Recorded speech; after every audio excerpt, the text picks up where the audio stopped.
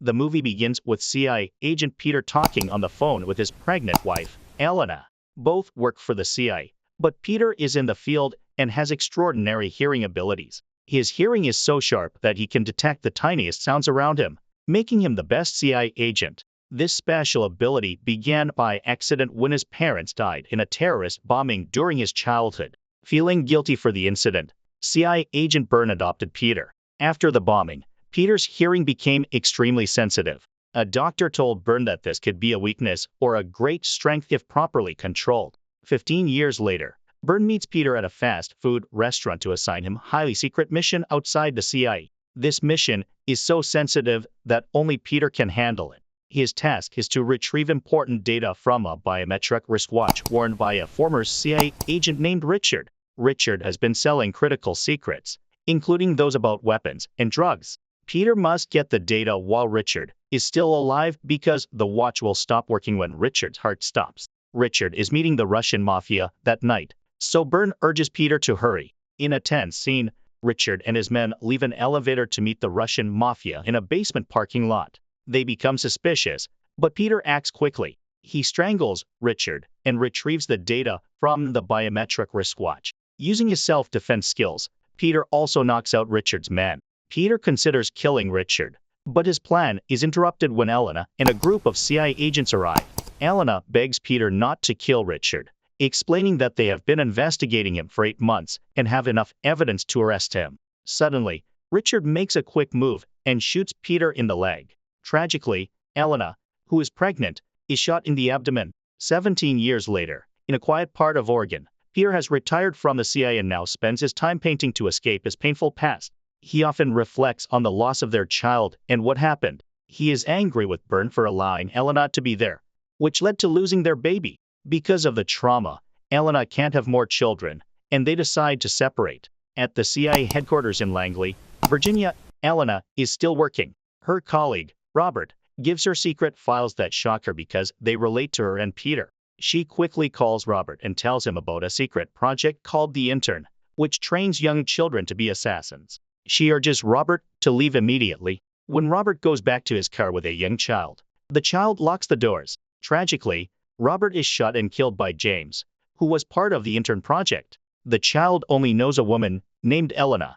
Meanwhile, Peter is painting when he gets a call from Lucy, who owns a beer bar. Lucy tells him that one of his paintings has been sold and invites him to the bar to get his payment. She encourages Peter to enjoy life a bit more. Peter also receives a package with 2 books, gifts from Elena on his past birthdays. Elena included a message. The hardest thing to see is what's right in front of your eyes. This message reconnects them after a long time apart. In town, Peter, now using the name Mark Nicholson, runs into his friend Niles, who is closing his computer store. Peter also meets Mr. David, an old homeless man, who says he's preparing for an apocalypse and needs medical supplies like a pacemaker. Later, Peter goes to Lucy's bar to get the money for his sold painting. Lucy suggests they celebrate with a drink, but Peter is not interested. Suddenly, a young woman named Sophia comes to him. She says her mother, Elena Marin, told her to find Peter, known as the painter, if there was an emergency. This surprises Peter, but he denies knowing Elena and insists his name is Mark. After this, Peter leaves the bar, showing no concern for Sophia.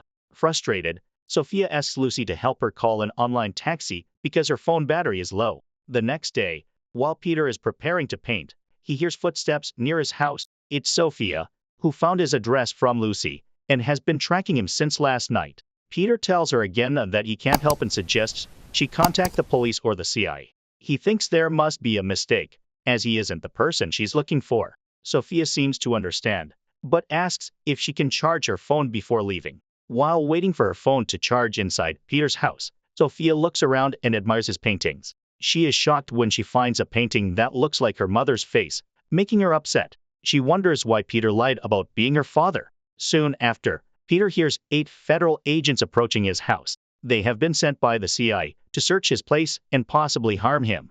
Even though Peter retired from the CIA a long time ago, his skills and exceptional hearing ability are still sharp.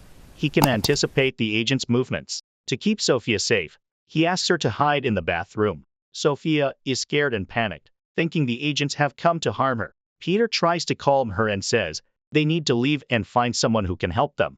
Meanwhile, at the CIA headquarters, Naomi, the head of the surveillance division, watches footage of the agents raiding Peter's house. Agent Kim, seeing Peter kill the agents, is shocked. She thought the painter had retired from the CIA 17 years ago. Agent Kim begins to wonder why he has resurfaced.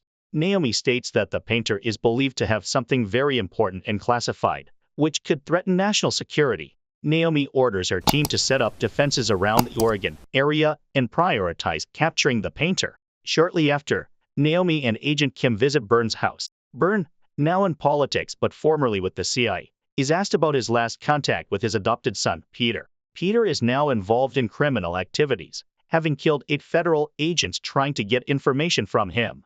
They also believe Peter might have secret and sensitive data related to national security. Byrne is shocked and angry, thinking Peter couldn't have done this and suspects he's been framed. Agent Kim tries to find out where Peter is, but Byrne says they haven't seen each other in years and plans to uncover the truth himself. Meanwhile, Peter and Sophia arrive at Niles' computer shop. Peter asks Niles to help hack into the CIA security system to find information. Peter believes Niles can do the hacking. At first, Niles is hesitant, but when Peter threatens him with a gun, Niles reluctantly agrees. They search for a while but only find regular chat rooms with no secret missions, kill orders, or capture orders. There's nothing suspicious about Elena and Peter appearing. Later that night, in a motel, Peter contacts Byrne and tells him that a CIA team tried to kill him. Byrne already knows about it since 2 agents visited his house. Peter then asks Byrne to meet him alone at an address in an industrial area, 5 miles north of Oregon. Sophia wakes up as Peter knocks on her door. He gives her a tracker in case they get separated. Sophia hopes to find her mother soon because she only recently learned about her father's past from her mother. She doesn't understand why her mother wanted her to be there. Peter explains that he's not her father and can't be her father because his own child died in the past. Shortly after, James arrives at Peter's location and sees the mess caused by the federal agents. He wonders if he made a mistake by sending a group of amateurs to take on the painter. James also tries to find any useful clues inside and accidentally comes across a picture with Lucy's Beer Cafe written on it on Peter's table. On the other hand, Peter and Byrne finally meet at the agreed location. Peter asks why the agencies want to kill him. Byrne mentions Agent Naomi, who leads many operations. While they haven't worked together, she has a formidable reputation and is very determined in pursuing her targets. She believes Peter has secret security data that could harm the nation. Peter denies all the accusations, saying he doesn't possess such information or know what they're talking about. Peter also questions who Sophia is, as she claims to be Elena's daughter, even though both Peter and Byrne know that his and Elena's child died and Elena couldn't have any more children. Byrne suggests that Peter might be manipulated by the woman. The next day, Lucy arrives at her bar and is surprised to find a suspicious person inside. It is James, asking about Peter. Lucy says she knows nothing and tries to shoot him, but James had taken the bullets from her gun and attacks her, unhappy with her answer. Meanwhile, Peter introduces Byrne to Sophia. Byrne asks many questions about Elena because he doubts that Sophia is really Elena's daughter. Sophia explains everything about her mother in detail, including her full name, hair color, eye color, and birth date. Byrne and Peter are surprised because everything Sophia says matches their knowledge. Now, Peter asks Byrne to help them find Elena. Although Byrne is retired, he contacts the CIA to ask about Elena's location. After some time, Byrne receives information that Elena has either gone on a mission for the country or has died. Sophia is devastated and finds it hard to believe since her mother had called her just a week ago, telling her to find her father if things got worse. Suddenly, Peter remembers the book given by Elena and asks Byrne to look after Sophia while he checks something. Peter returns to his car and reads the message from Elena again. Byrne helps him decode the contents of the book. Peter finds a hidden flash drive inside the book and suspects that everything happening is related to it. Meanwhile, Naomi and Kim have arrived in Oregon to find Peter. Naomi orders her team to be ready for anything. They also find out that Byrne is not at his house, making them suspect that Peter has contacted him. Naomi believes Byrne might be involved and instructs Kim to arrest him if connected to these events. Peter goes to Niles' place to access the data on the flash drive. The files are encrypted and seem to come from a secret CIA server. The data includes reports, statistics, recordings, and information about a secret project called the Intern. Suddenly, Peter hears something approaching. It is James, who has found him.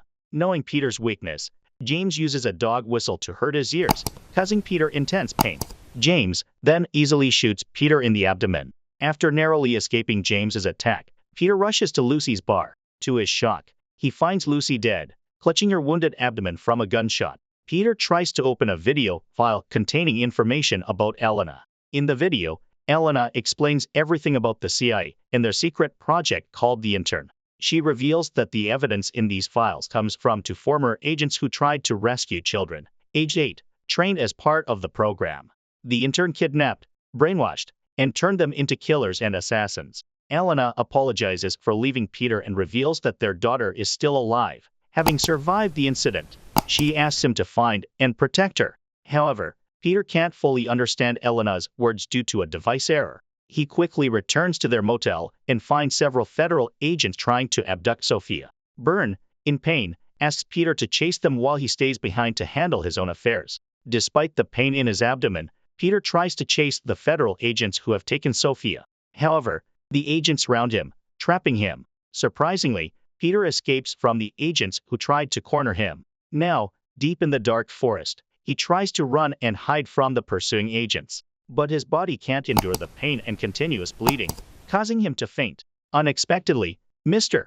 David is nearby and takes him to a secret hideout, attempting to treat his injuries. Not long after, Peter wakes up and is surprised to find Mr. David's well-equipped medical supplies. Even more surprising, Mr.